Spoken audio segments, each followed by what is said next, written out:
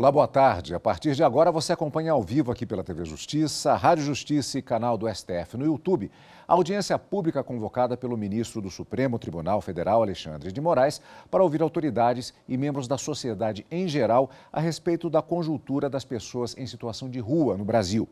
O tema é objeto da arguição de descumprimento de preceito fundamental 976, em que o Partido Socialismo e Liberdade, o PSOL, a Rede Sustentabilidade e o Movimento dos Trabalhadores Sem Teto, MTST, alegam que há estado de coisas inconstitucional em relação a esse grupo. Vamos agora direto à sala de sessões da primeira turma acompanhar a abertura da audiência.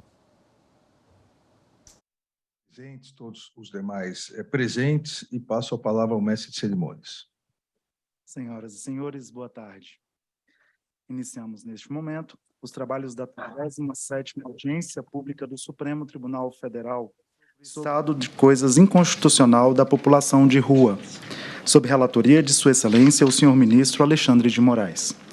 Esta audiência pública foi convocada no âmbito da arguição de descumprimento de preceito fundamental 976 e foi adotado o formato híbrido.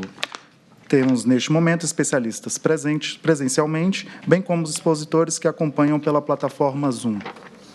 Todos os interessados podem ainda acompanhá-la ao vivo pela TV Justiça, pela Rádio Justiça e pelo canal oficial do Supremo Tribunal Federal no YouTube. As audiências públicas organizadas pelo Supremo Tribunal Federal seguem algumas formalidades. Assim, em respeito às tradições dessa Casa e aos argumentos plurais defendidos pelos senhores expositores, não são permitidas manifestações durante as exposições. Faz-se necessário que os expositores atentem para a limitação do tempo oferecido, conforme o cronograma. Quando houver mais de um expositor indicado para o uso do espaço, devem dividir o tempo atribuído conforme o despacho convocatório. O cronômetro será acionado ao início de cada fala para auxiliar os expositores. Ao longo desta audiência pública, o ministro relator poderá instaurar espaço de diálogo, debate e reação às exposições para que as dúvidas e os questionamentos de interesse do processo possam ser esclarecidos. Preside esta audiência pública o senhor ministro Alexandre de Moraes, do Supremo Tribunal Federal, e compõe a mesa a ministra Carmen Lúcia, do Supremo Tribunal Federal, o subprocurador-geral da República, Eduardo Curtis Lorenzoni, e tem a palavra o relator da arguição de descumprimento de preceito fundamental 976, Sua Excelência, o senhor ministro Alexandre de Moraes.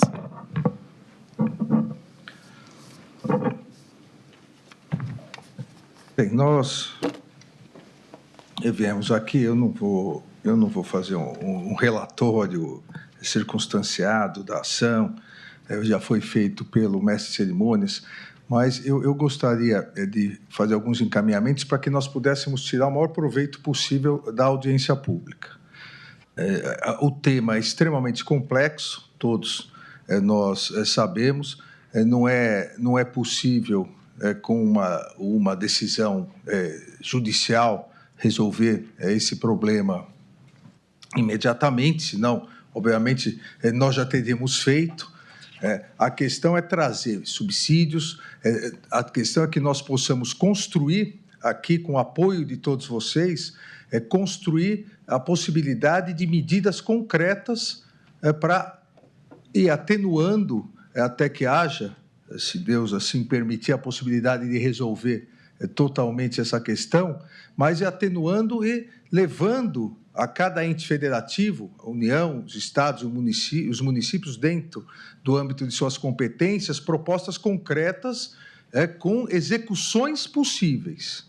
Então, é exatamente nesse sentido que eu peço a colaboração de vocês, para que nós possamos construir isso, de chamar depois os estados, chamar a União, chamar os municípios, para que, principalmente no inverno do ano que vem, não ocorra o que ocorreu nesse inverno, no inverno desse ano e o que vem ocorrendo, para que nós possamos já atacar rapidamente as questões mais prementes e ir construindo um cronograma de atuação. A arguição de descumprimento de preceito fundamental permite exatamente essa possibilidade, essa interação entre os órgãos públicos, entre a sociedade civil, entre o Ministério Público, a Advocacia Geral da União, para que o Supremo Tribunal Federal possa exatamente fazer a concretização dos direitos fundamentais previstos na Constituição. E aqui nenhum de nós tem dúvida que há necessidade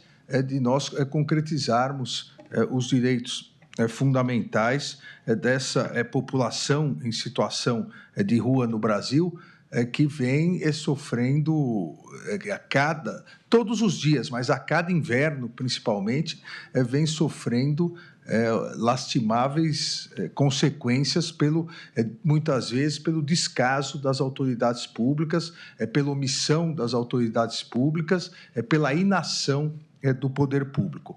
E o problema é tão complexo que é necessário realmente o apoio não só do poder público, poder executivo, mas da sociedade civil organizada. Nesse sentido, então, eu reitero a necessidade que cada participação seja extremamente concreta, para que nós possamos construir, para que nós não acabemos perdendo um tempo precioso aqui só com críticas ou com desabafos.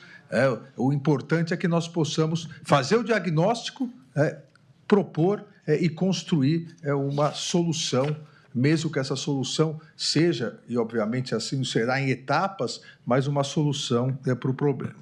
Cada um terá 5 minutos para que todos pudessem participar.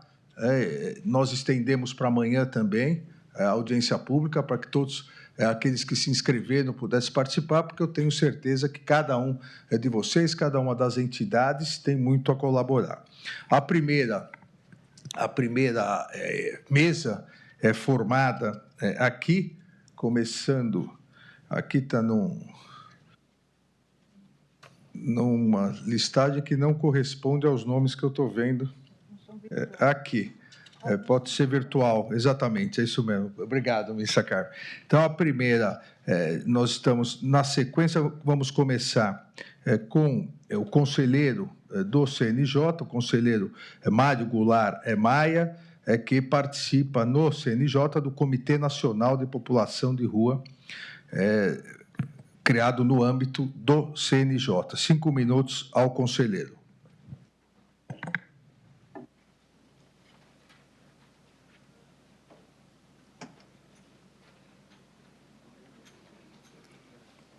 O conselheiro virtual está presencial. Estou aqui. Então, aqui é presencialmente.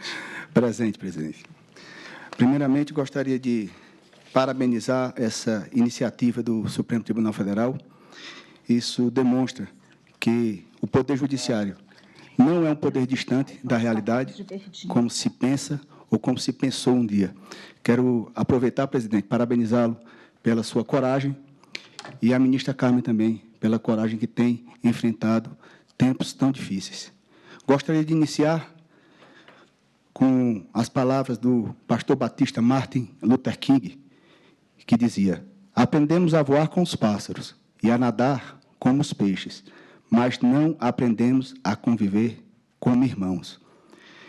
Presidente, em 2021, ministro Alexandre, em 2021, após amplo debate público, com escuta ativa das pessoas em situação de rua, movimentos sociais, atores do sistema de justiça e importantes órgãos de defesa dos direitos humanos, o Conselho Nacional de Justiça aprovou a Resolução 425 de 2021, que instituiu, no âmbito do Poder Judiciário, a Política Nacional Judiciária de Atenção a Pessoas em Situação de Rua.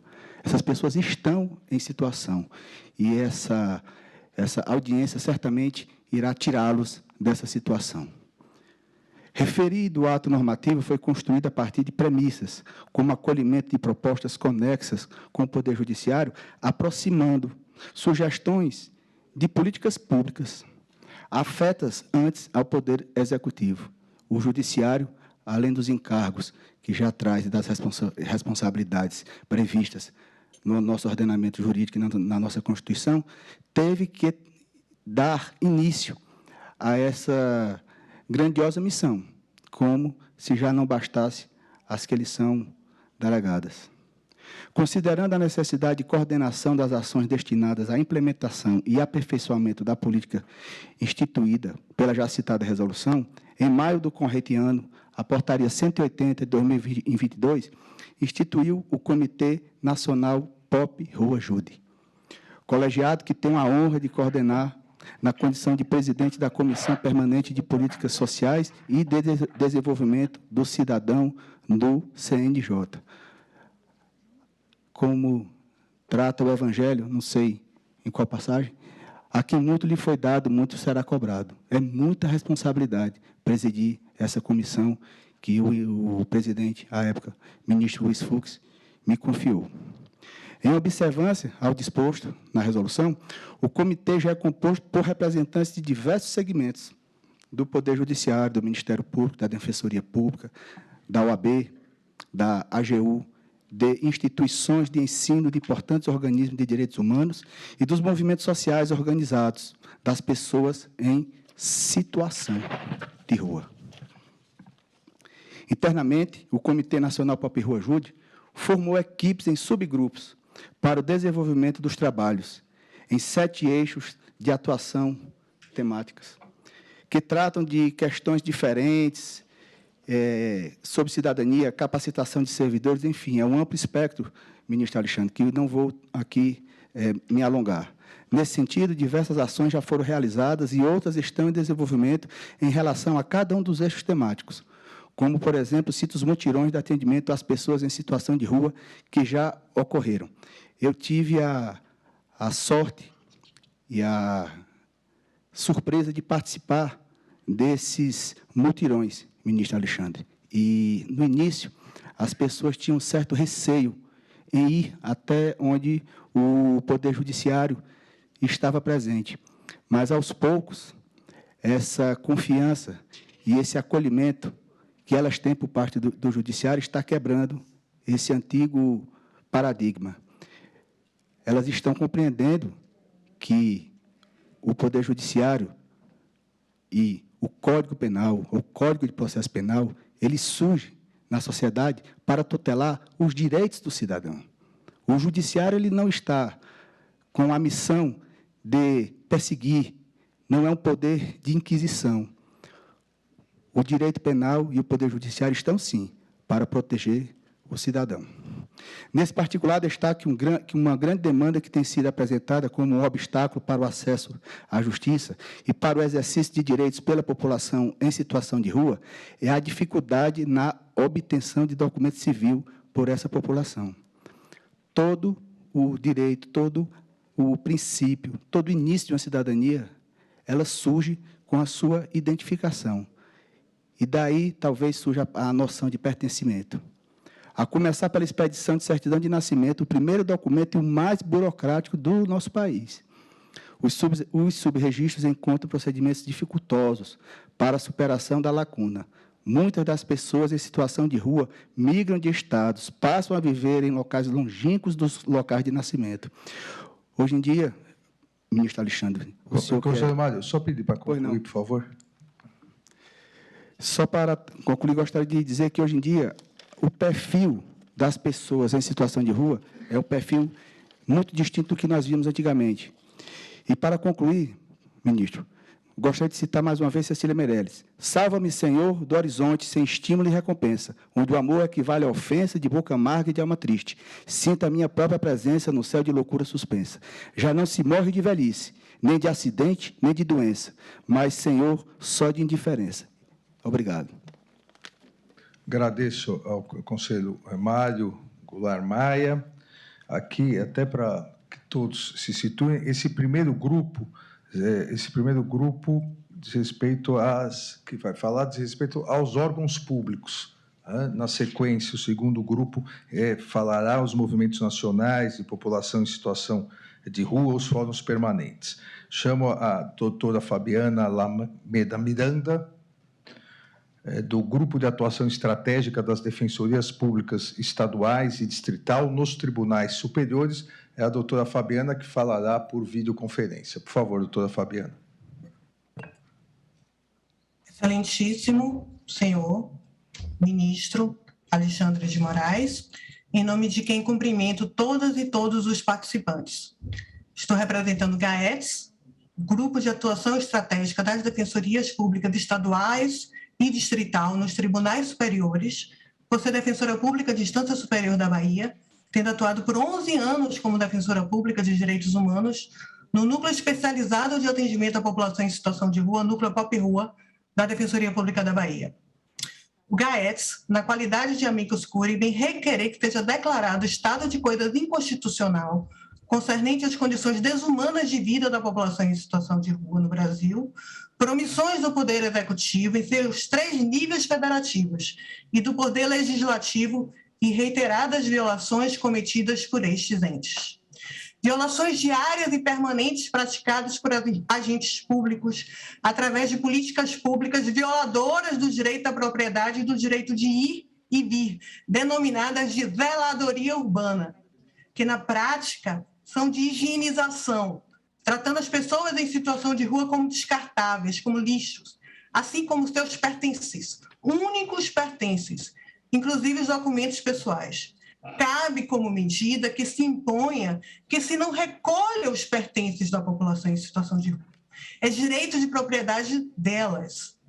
Violações ocorrem também pela instalação pelo poder público de equipamentos de arquitetura hostil, tais como grades, bancos com geometrias irregulares, jardins como plantas como cactos, pedras sem nenhuma conotação estética, em formatos geométricos estranhos nas calçadas, embaixo de marquises apenas para impedir que um corpo humano que não tem para onde ir possa descansar.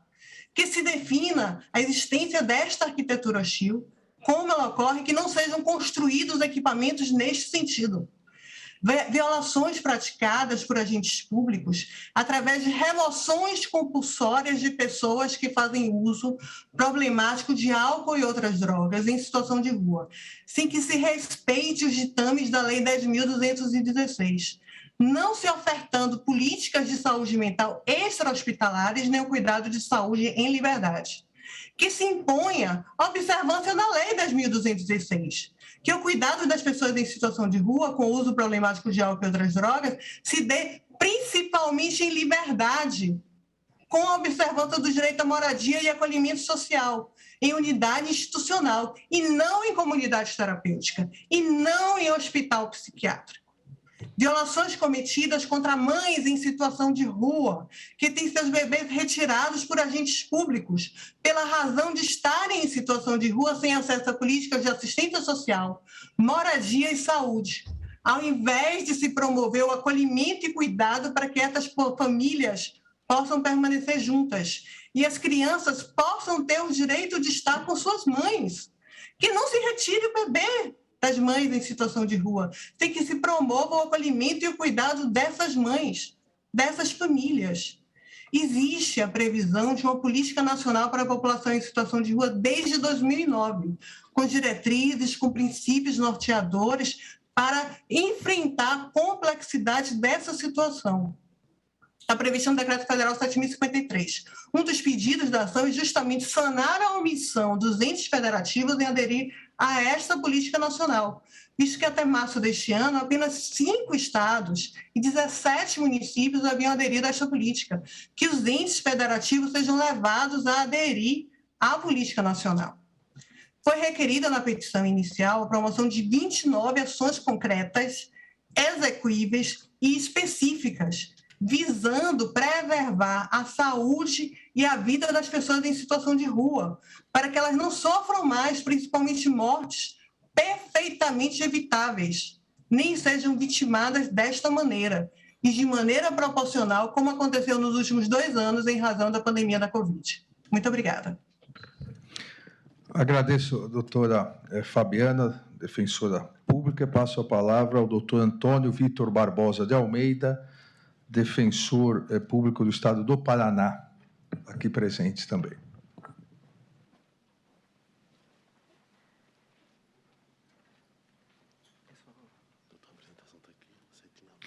Falando em nome do Conselho Nacional das Defensoras e Defensores Públicos Gerais.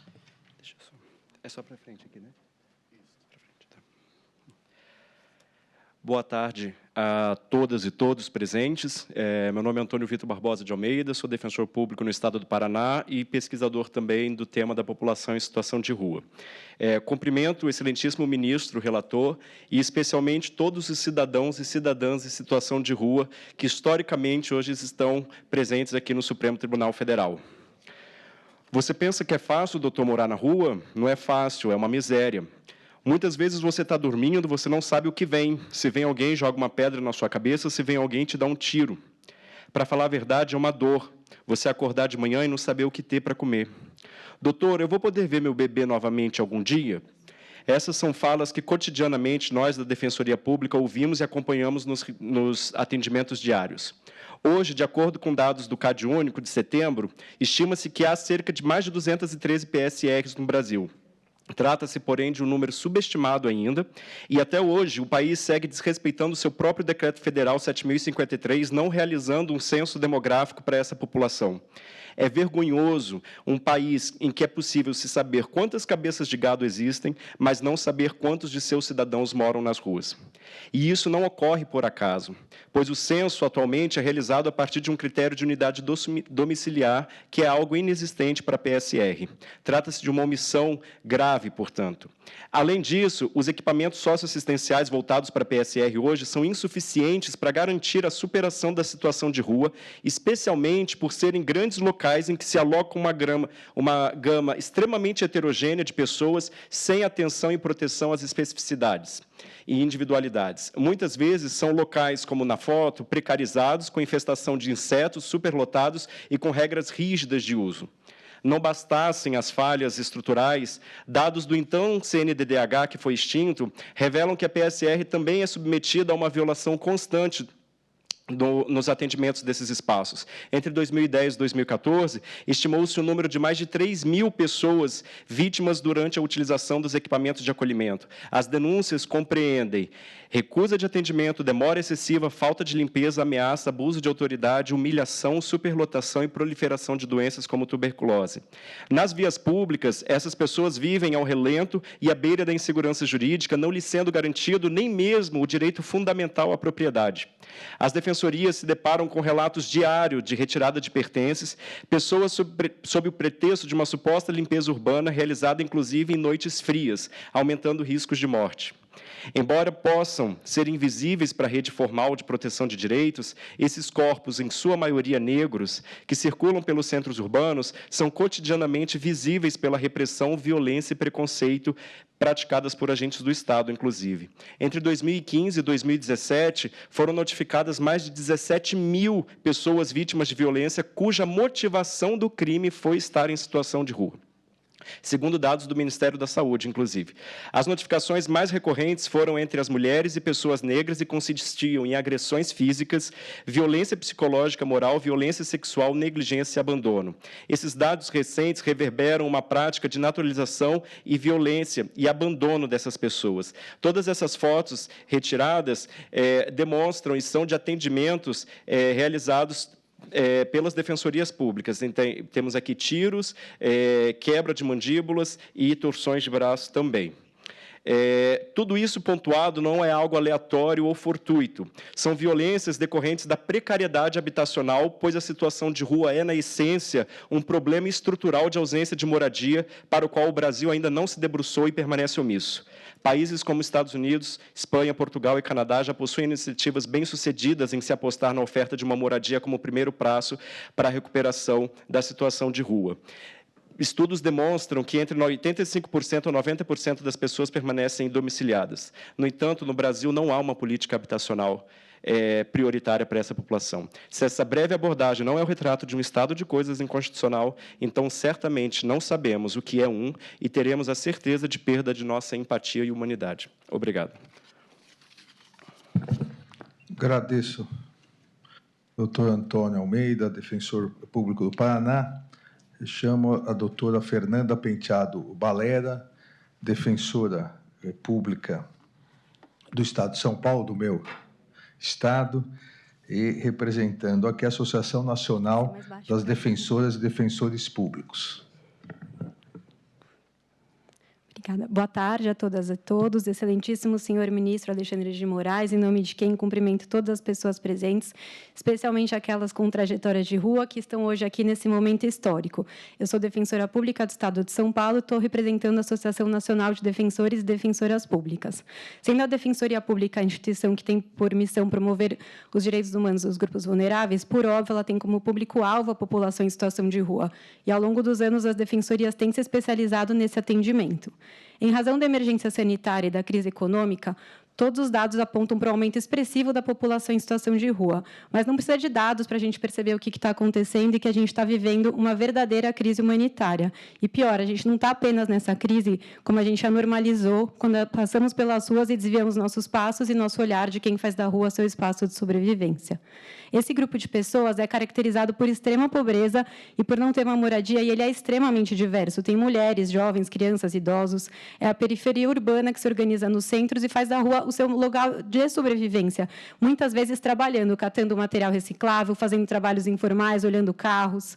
Aqui, é interessante lembrar a frase da Carolina Maria de Jesus, uma escritora negra que criou seus filhos catando material reciclável, quando ela diz: eu cato papel, mas não gosto, então eu penso, faz de conta que eu estou sonhando.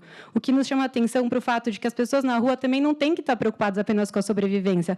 Elas querem viver, sonhar e poder fazer planos. Mas será que dá para fazer planos na rua? Até seria possível, se além da falta de moradia, a vida das pessoas em situação de rua não fosse marcada por uma violência extrema. E aí, dentre as diversas violências que as pessoas em situação de rua sofrem, eu queria que chame a atenção para uma que atinge de forma reiterada e específica esse grupo populacional, que foi já, inclusive, mencionada pelos meus colegas, que é a retirada à força dos seus pertences pessoais. É muito difícil imaginar, para quem não está em situação de rua, que você pode simplesmente ter sua mochila, sua bolsa, seu cobertor retirado por um agente do Estado.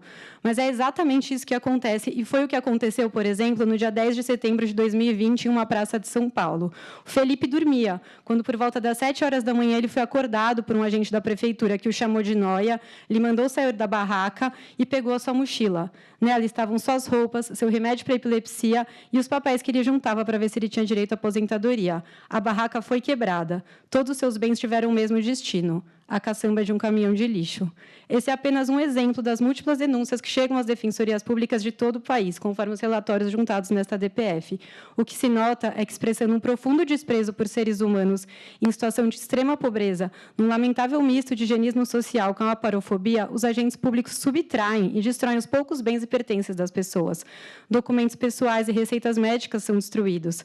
As pessoas não são informadas da destinação dos seus bens e tampouco o que precisam fazer para reavê-los. Patrícia, outra vítima dessa ação de 2020, me disse o seguinte: a gente mora nas calçadas, todo mundo é igual. Agora, uma coisa eu vou dizer: as pessoas tiram as coisas da gente, é barraca, é tudo, não pode ser assim, dá um valor a gente. A frequência e a reiteração da prática das retiradas de pertences da população em situação de rua culmina a violação não apenas dos direitos à posse e propriedade, ele afeta a integridade física das pessoas, na medida que elas ficam sem qualquer abrigo em dias de sol escaldante, frio intenso e até chuvas torrenciais. Não raras às vezes, nessas circunstâncias, são constatados óbitos, como bem lembrou Vossa Excelência, mas esses óbitos não ocorrem apenas no frio, eles ocorrem no calor, eles ocorrem todos os dias, morre-se muito na rua. E assim como a gente normalizou a vida na rua, a gente normalizou a morte, normalizou em tal dimensão que a gente nem sabe os dados sobre as mortes na rua. Mas o que a gente sabe é que as pessoas não estão morrendo pelo frio, pela chuva, pelo calor, elas estão morrendo porque não tem política pública. A retirada de pertences afeta ainda a integridade psíquica das pessoas em situação de rua e contribui para o sentimento de desconfiança que elas têm nos serviços públicos, porque é o próprio Estado violando direitos.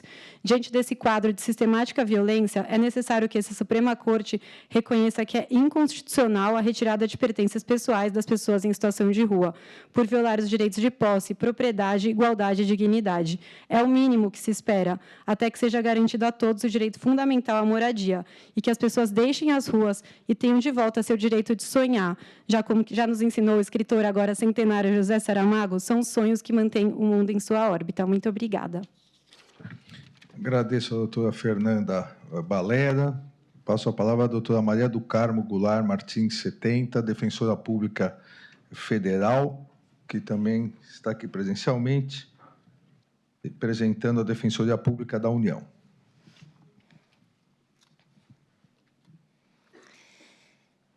Excelentíssimo senhor ministro relator Alexandre de Moraes em nome de quem eu estendo meus cumprimentos a todas as pessoas presentes e as que nos acompanham remotamente. Boa tarde.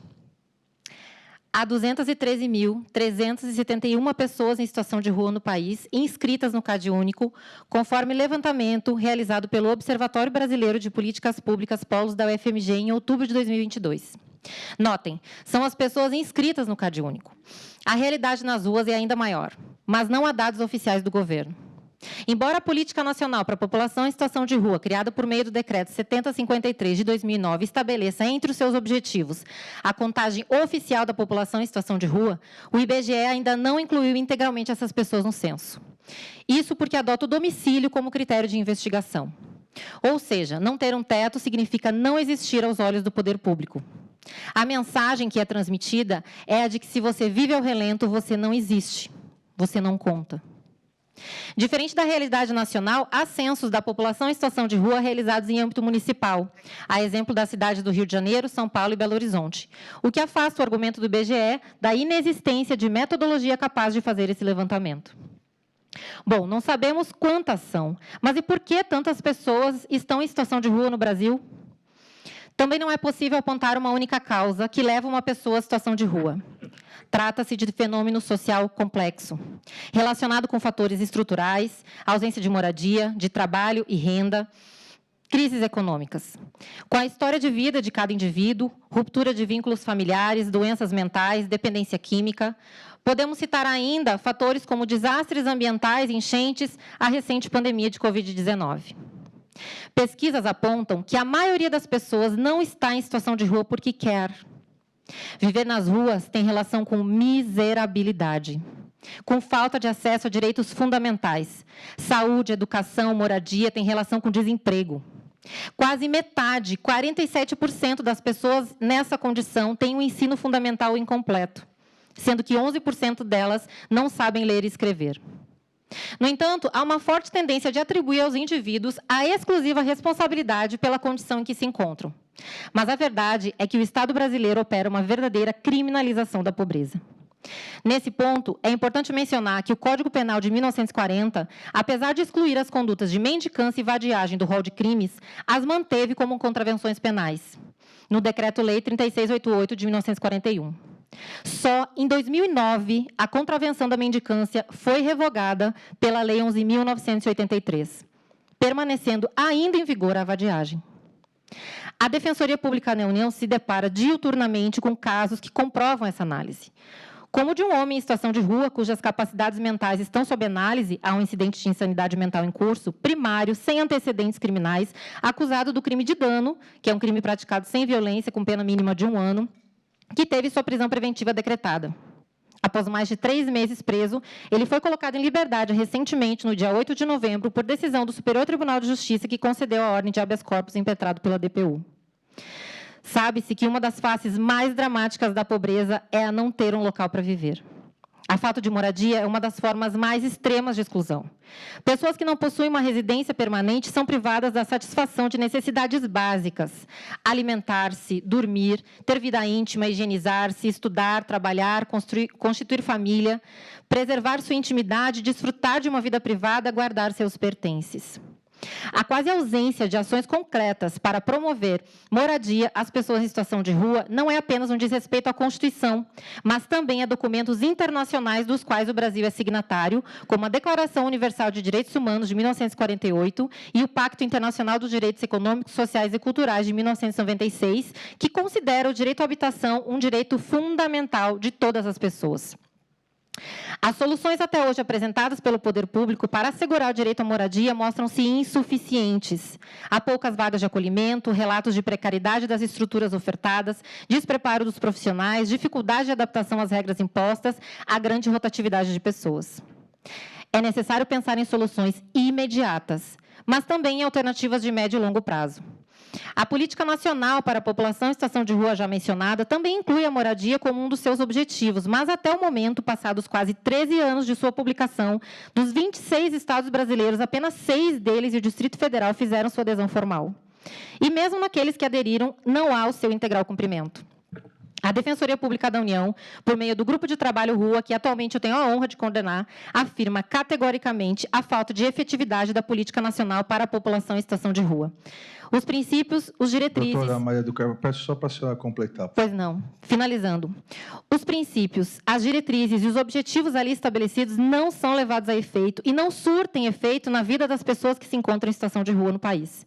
É preciso mudar esse cenário e, mais do que assegurar, efetivar direitos para esses cidadãos e cidadãs. Muito obrigada. Obrigado, doutora Maria do Carmo. Eu passo a palavra agora virtualmente à doutora Samara Yasser Yassine Dalou, Procuradora da República, que fala em nome da Procuradoria Federal dos Direitos do Cidadão do Ministério Público Federal. Obrigada, Excelência. Boa tarde a todos. Cumprimento primeiramente os componentes da mesa, na pessoa do excelentíssimo senhor ministro Alexandre de Moraes. Falo hoje com muita honra em nome do Dr. Carlos Alberto Vilhena, Procurador Federal do Direito do Cidadão do Ministério Público Federal, em nome de quem estendo a Vossa Excelência cumprimentos tanto pela iniciativa ímpar de transformar isso em um evento híbrido para permitir o acesso de todos desses participantes, que também cumprimento nesse momento, como também da sua condução irretocável do pleito eleitoral de 2022. A Procuradoria Federal do Direito Cidadão, como o ombudsman do Sistema Brasileiro de Direitos Humanos tem um trabalho de discussão a respeito dessa temática por intermédio do seu grupo de trabalho, Seguridade Social e Pessoas em Situação de Rua, do qual eu tenho a honra de ser a coordenadora. E tem como eixos temáticos principais que foram trabalhados neste último ano, especialmente a compilação de dados dos trabalhos dos ministérios públicos em todo o país sobre o tema das pessoas em situação de rua e sobre o lema dessa gestão da PFDC, menos protagonismo e mais conexões, né? Procurando aproximação com a sociedade civil e compreensão da situação da pessoa em situação de rua e suas diversas facetas e escalas de vulnerabilidade, né? A compreensão de que existe uma verdadeira transversalidade em relação à vulnerabilidade dessas pessoas, né? E busca por mecanismos que fossem eficientes e internacionalmente reconhecidos como moradia primeiro, que será objeto de debate mais aprofundado aqui nessa ação civil pública, como nortes para compreensão do tema para prosseguimento dos nossos trabalhos. Nossa primeira dificuldade no exercício foi prosseguir na presença de cifras ocultas nos documentos obtidos, né, evidenciados pela ausência de estatística confiável e pelo subdimensionamento das políticas públicas existentes, que, quando existentes, são demasiadamente fragmentadas. Foram encaminhados ofícios ao Ministério da Cidadania com um retorno insatisfatório de respostas, induzindo o grupo de trabalho à conclusão da inexistência real de dados oficiais que indiquem quem é hoje a população em situação de rua no Brasil. Não se fala apenas em dados censitários, mas todo o componente de quem é essa pessoa, quais as causas as levam principalmente involuntariamente a viver em situação de rua, onde estão localizadas, quantas são, como são estruturados os equipamentos públicos necessários ao atendimento de suas necessidades, chegando-se à conclusão de que todo o aparato estatal nesse sentido se encontra subdimensionado, insuficiente e muito difícil, e são informações muito difíceis de se acessar. Considerando essa primeira dificuldade, foi realizado também o levantamento de ações judiciais no âmbito da Justiça Federal, oportunidade que localizamos 9 ações civis públicas em diversas regiões do Brasil, acompanhando-se com destaque aquela em curso perante a Justiça Federal do Estado do Rio de Janeiro, para a inclusão das pessoas em situação de rua no censo 2020, uma ação judicial que, entretanto, não teve sucesso na execução de sua finalidade. Também nos voltamos em nossos trabalhos à obtenção dos dados estatísticos produzidos pela sociedade civil e instituições públicas de pesquisa, destacando-se o trabalho do Observatório da Universidade Federal de Minas Gerais, que lançou um interessante panorama sobre a situação, e especialmente o grau de ausência de precisão em relação aos dados do CadÚnico, temas estes que vão ser melhor explicitados pelos atores qualificados. Nessa atuada, a Procuradoria Federal dos Direitos do Cidadão, por intermédio do seu grupo de trabalho, reconhece o estado de coisas inconstitucional das pessoas em situação de rua no Brasil. Reconhece que se trata de uma situação complexa e estrutural, de alcance transfronteiriço e que demanda um olhar dessa mesma forma, sensível, e uma situação completamente dissonante dos objetivos da Constituição Federal de 88, com reflexo de incremento de risco transversal, sobretudo quando se tratam de crianças, mulheres, população LGBTQIA+, e outras minorias, com verdadeiras instauração de situação de hipervulnerabilidade. Assim, há necessidade por parte do poder público de não somente adotar uma política pública clara e estruturada, mas conclamamos a Vossa Excelência uma solução estrutural que perpasse pelo fortalecimento da sociedade civil organizada, dos instrumentos adequados para retirar da invisibilidade o tema da pessoa em situação de rua, a que dispõe todo o sistema da Procuradoria Federal dos Direitos do Cidadão, e para que esse assunto não se limite unicamente às áreas de saúde e segurança pública, mas de toda a estrutura de trabalho do sistema de direitos humanos brasileiro. Muito obrigada. Agradeço, doutora Samara, e convido agora a desembargadora Maria Luísa Alvarenga Araújo, do Tribunal de Justiça de Minas Gerais. Também falará por videoconferência. Eu cumprimento o excelentíssimo senhor ministro do Supremo Tribunal Federal, Alexandre de Moraes, e peço licença para, em seu nome, cumprimentar todos os presentes nessa audiência pública. Embora o Brasil possua uma Constituição com grande viés social, infelizmente os direitos fundamentais e garantias constitucionais das pessoas em situação de rua têm sido historicamente violados, sendo mais evidente o desrespeito aos direitos de moradia, saúde e educação, ferindo de morte o princípio da dignidade da pessoa humana. Inexistem políticas públicas habitacionais específicas para a população em situação de rua. Então, o que se vê em época de fortes chuvas e inverno intenso, na nossa capital principalmente, é um grande sofrimento de idosos, crianças, mulheres, vez que não há sequer abrigos emergenciais suficientes para acolhê-la. Assim, é razoável exigir dos poderes públicos, federal, estadual e municipal, que pelo menos adotem medidas para mitigar as consequências causadas pela inexistência de um teto, destinando vagas na rede hoteleira, nas localidades onde houver carência de vagas em abrigos institucionais já existentes, com ressarcimento aos estabelecimentos de forma a fornecer abrigo para todos. É importante ressaltar que, ainda que se proporcionasse abrigo para toda a população, a implementação do direito à moradia não pode se basear em paradigmas de atendimento emergencial, devendo oferecer soluções permanentes, porque o direito ao abrigo ele não pode ser confundido com o direito à moradia.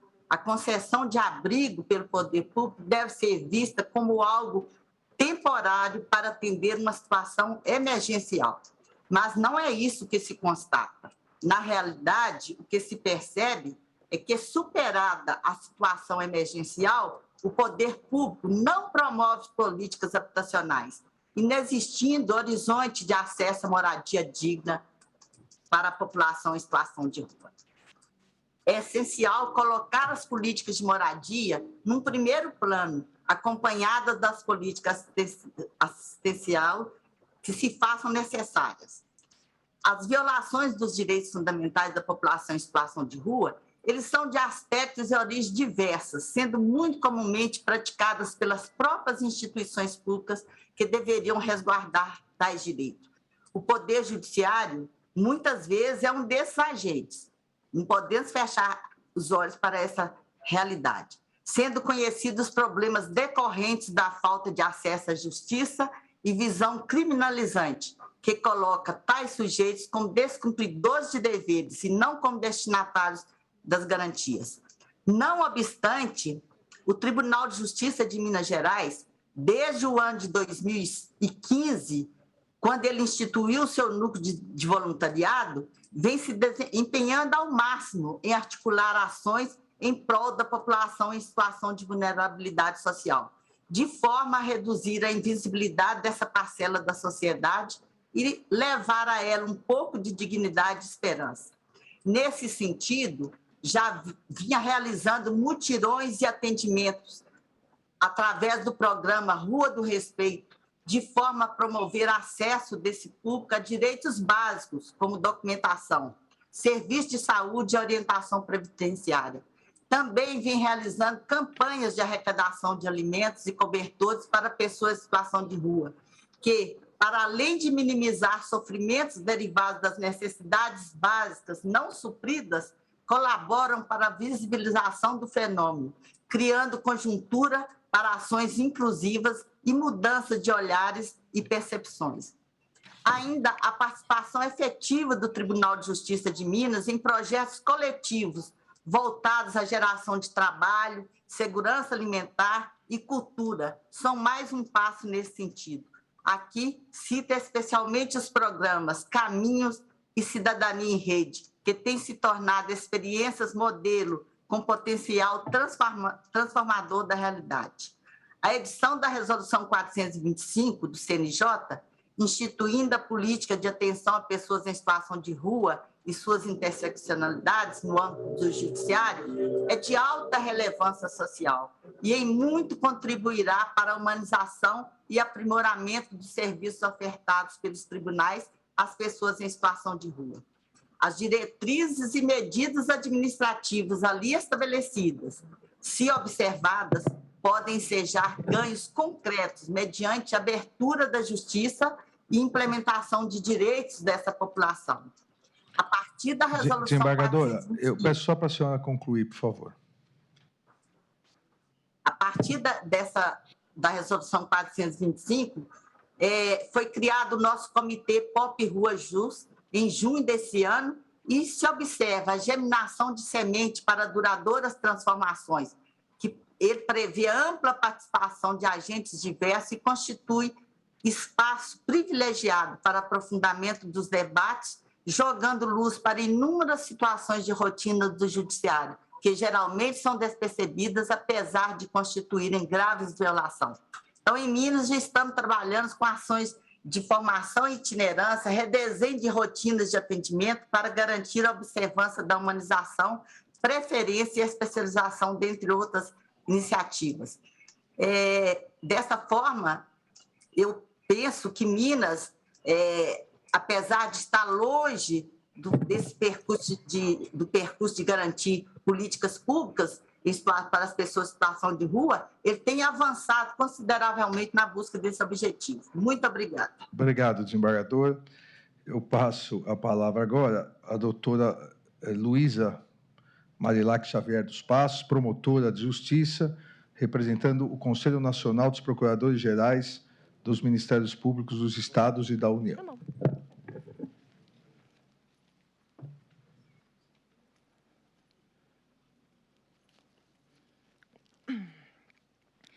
Senhor relator, ministro Alexandre de Moraes, pessoas em situação de rua aqui presentes, senhoras, senhores, nossa intervenção, representando o Conselho Nacional de Procuradores Gerais, colegiado de membros do Ministério Público... Algo? Não, foi aqui um erro. Não meu. Posso continuar? Por favor. Terá seus 12 segundos descontados. Combinado. Então, a nossa intervenção, representando o Conselho Nacional de Procuradores Gerais, colegiado de membros do Ministério Público, visa chamar a atenção para as crianças e adolescentes dentro do contexto da população em situação de rua.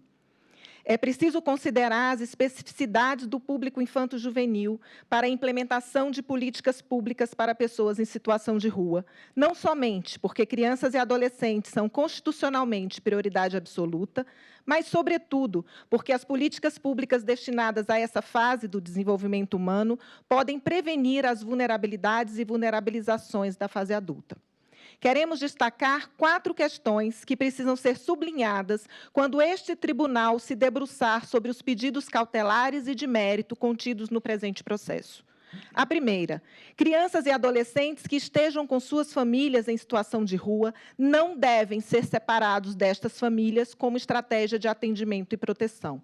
A separação das crianças e dos adolescentes das famílias em situação de rua é prática violadora do direito à convivência familiar e comunitária dessas crianças e adolescentes e introduz em suas vidas um capítulo de institucionalização que pode e deve ser evitado. As políticas para a população em situação de rua, portanto, precisam incluir formas de proteção das crianças e adolescentes em conjunto com seus familiares, até que seja superada a condição de rua pela família como um todo. Não se pode continuar convivendo com a prática de acolhimentos compulsórios, pela qual crianças e adolescentes são afastados de suas famílias contra sua vontade, sendo submetidas à verdadeira privação de liberdade. Não são coisas, Excelência, são sujeitos e sujeitos de direitos. Nesse contexto, vivemos uma triste realidade de famílias em situação de rua que são alijadas de seus filhos e filhas, e dessas crianças e adolescentes que são subtraídas do afeto de seus pais, em especial de suas mães. Não raro, ainda bebês, são compulsoriamente retiradas do seio materno e levadas a abrigos, muitas vezes tendo a situação de rua como único fundamento para essa violência. Portanto, precisamos de políticas públicas que fortaleçam essas famílias, que as apoiem, que as auxiliem sistematicamente nos cuidados de suas filhas e filhos e que não demandem do judiciário medidas para substituir suas falhas. Segunda questão, é preciso fortalecer as políticas que garantem a autonomia dos adolescentes que foram institucionalizados e que, ao atingirem a maioridade, saem da medida de acolhimento sem referência e nem apoio familiar. Esses jovens, que saem desamparados e despreparados de uma longa vivência em abrigos, vão viver, por falta de alternativas, em situação de rua. Assim como parte do problema tratado nesta ADPF, deve-se prever o aperfeiçoamento das políticas de acolhimento de crianças e adolescentes e a implementação de políticas de moradia para esse público. Terceira questão. Crianças e adolescentes em contexto de diversidade sexual e de gênero precisam receber apoio em conjunto com suas famílias. Tem sido doloroso verificar a quantidade de meninos e meninas que não se adequam ao sexo biológico, indo viver em contexto de rua em razão dos conflitos familiares e das violências sofridas no âmbito familiar por este motivo.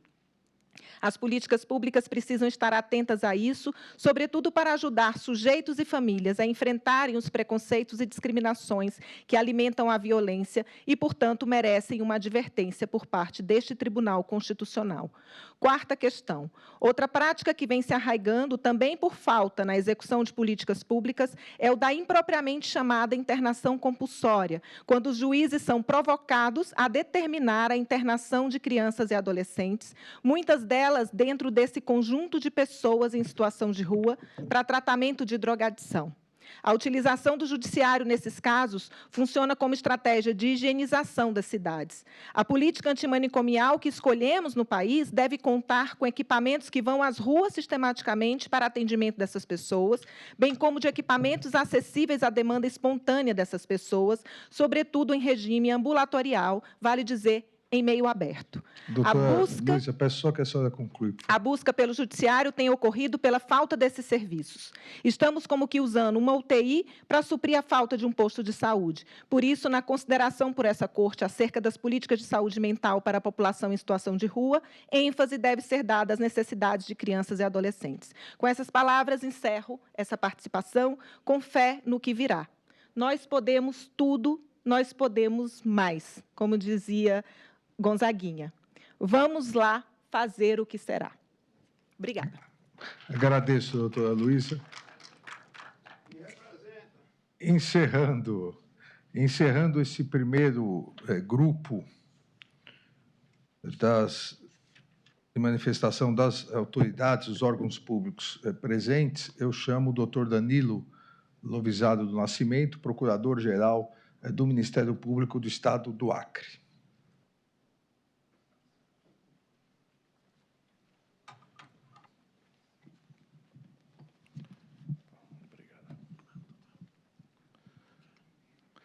Excelentíssimo senhor ministro Alexandre de Moraes, meus cumprimentos. Excelentíssimo senhor Eduardo Lorenzoni, subprocurador da República. Minhas saudações também a todos aqueles que se encontram nesse auditório, em especial a população em situação de rua e os movimentos representativos da população em situação de rua. Deixo registrado inicialmente que a doutora Patrícia de Amorim Rego, procuradora de Justiça do Ministério Público do Estado do Acre, cedeu o espaço de fala, nesse momento, para que a gente possa sintetizar a participação do Ministério Público do Estado do Acre. O Estado do Acre tem uma peculiaridade, o Estado mais na porção ocidental do Brasil. É um território de 164 mil quilômetros quadrados, tem uma posição privilegiada dentro da Amazônia brasileira, ocupa 4% do território da Amazônia brasileira e quase 2% do território nacional. Além disso, se encontra na região de fronteira com a Bolívia e o Peru e faz divisa interna com os estados do Amazonas e de Rondônia. Os índices de desenvolvimento no âmbito do Estado do Acre, infelizmente, são muito ruins. Nós estamos na terceira colocação entre os estados brasileiros com maior perda de qualidade de vida e o 24º lugar no ranking do Índice de Desempenho Socioeconômico. É óbvio que todas essas questões refletem diretamente na condição, na situação da população em situação de rua. E no Estado do Acre, obviamente, isso não poderia ser diferente. Nós temos essa peculiaridade fronteiriça, já sofremos com diversos fluxos migratórios, primeiro dos haitianos, depois dos venezuelanos, do povo indígena Uarau. Então, a população em constante movimentação ali na região do Estado, o que causa muita dificuldade para a atuação do Ministério Público, certamente de todos os entes, na proteção dos direitos fundamentais dessas pessoas. Diante de uma estratégia específica de atuação, o Ministério Público do Estado do Acre, em 2013, instituiu um órgão auxiliar que se chama NATERA, o Núcleo de Apoio e Atendimento Psicossocial. Inclusive, esse órgão foi instituído pela doutora Patrícia, que se encontra aqui presente, durante sua gestão como Procuradora-Geral de Justiça do Ministério Público do Estado do Acre, e o primeiro coordenador foi o Corregedor Nacional do Ministério Público, doutor Oswaldo Albuquerque, atualmente no CNMP. Esse órgão ele tem exercido uma função fundamental no amparo e na atuação relacionada à população mais vulnerável do nosso Estado, dentre eles a população em situação de rua. No primeiro momento, os problemas relacionados ao uso abusivo de drogas e mais as questões de transtorno psicossocial foram aqueles que foram objeto de tratativa inicial pelo NATERA. E depois, obviamente, se ampliou esse atendimento com vistas à proteção dos direitos fundamentais. Para organizar aqui, já que o tempo é muito curto e a ideia é trazer proposições, nós fizemos um documento que eu pretendo fazer a entrega. Dividimos as propostas do Ministério Público do Estado do Acre em colaboração nessa audiência pública em 3 eixos. Um eixo de políticas públicas de direito à proteção socioassistencial do Sistema Único de Assistência Social, de direito à saúde no Sistema Único de Saúde, de direito à cidadania, moradia e educação e cultura e de direito à segurança pública. Um outro eixo de acesso à justiça, com várias proposições. E um último eixo, que é o eixo de participação e controle social. Infelizmente, o tempo é muito curto, eu gostaria de ler todos esses tópicos aqui, mas eu vou deixar a proposição sintetizada do Ministério Público do Estado do Acre, que basicamente se concentra na percepção de que há uma necessidade de trabalhar o orçamento público, que foi muito diminuído nesse momento, e também a atuação conjunta em todos esses eixos para que a gente possa ter uma atuação proativa de todas as entidades. Muito obrigado pela oportunidade. Se for possível, eu gostaria de entregar esse... Agradeço ao doutor Danilo, procurador-geral do Estado do Acre, as propostas e o documento entregues por Sua Excelência serão juntados aos autos.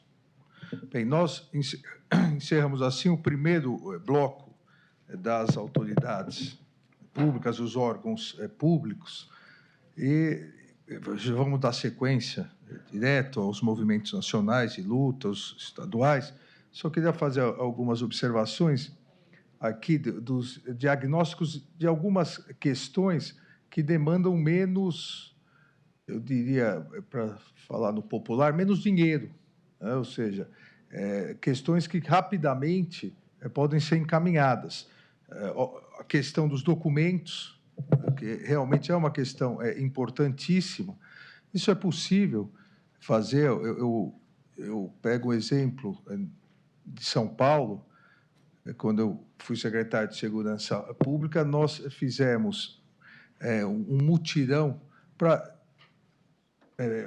aproximadamente 200 e poucas mil pessoas na questão prisional, mas com as maletas de identificação, para que todos pudessem ter o RG exatamente lá. A ideia era outra, era não só RG, mas para evitar RGs falsos, e mandados de prisão que eram cumpridos erroneamente, mas isso é possível fazer sem grandes gastos, basta uma orientação e uma determinação. A mesma coisa, me parece aqui, e depois eu estou colocando isso para que os próximos que venham possam até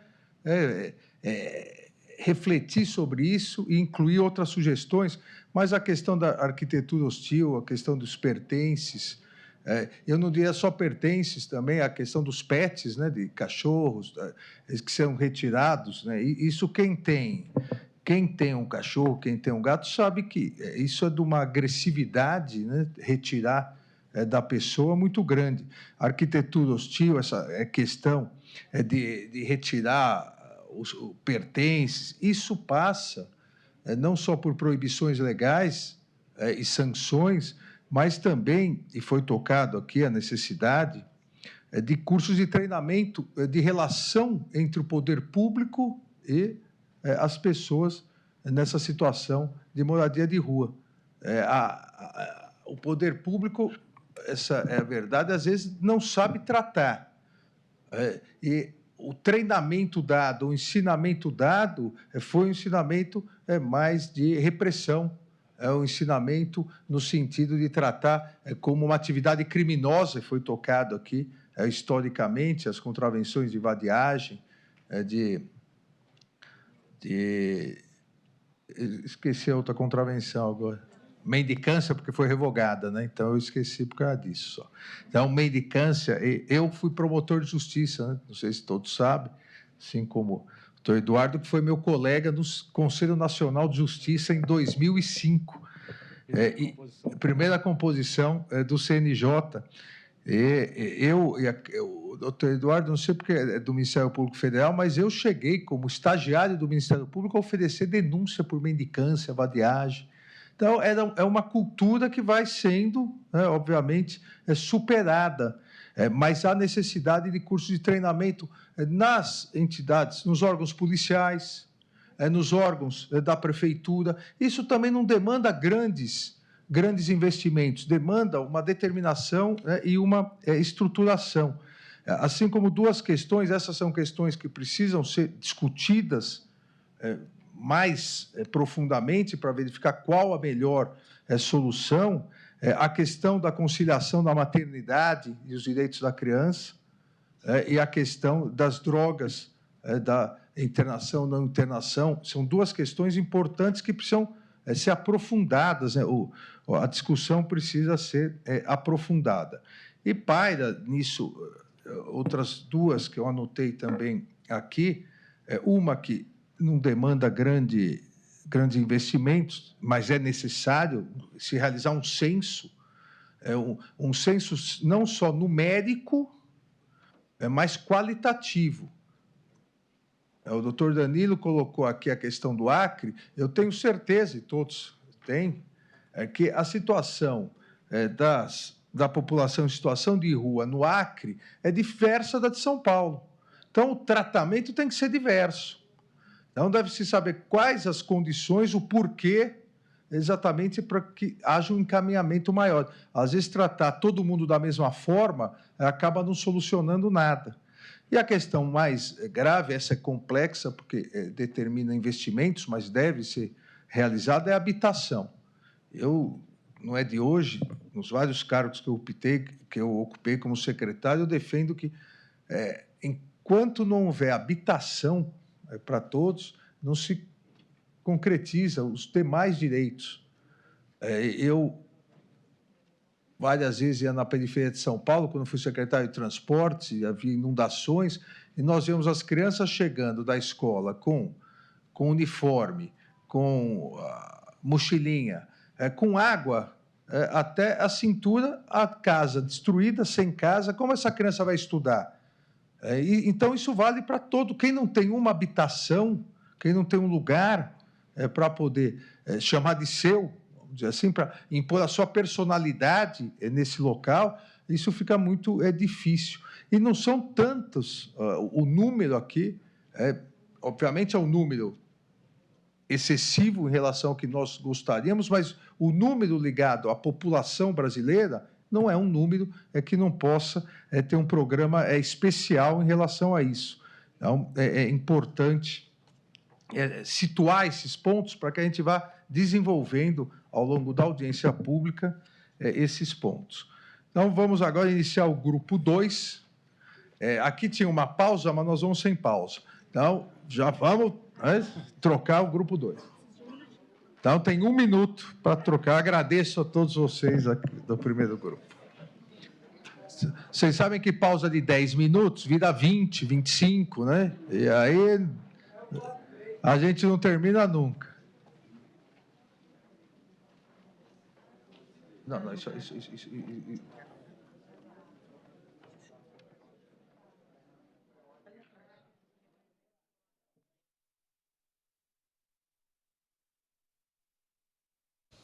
Nós vamos, de qualquer maneira, a um rápido intervalo aqui, o primeiro dessa audiência pública sobre a população em situação de rua no país. Voltamos em instantes com a apresentação do segundo grupo participante. Já, já.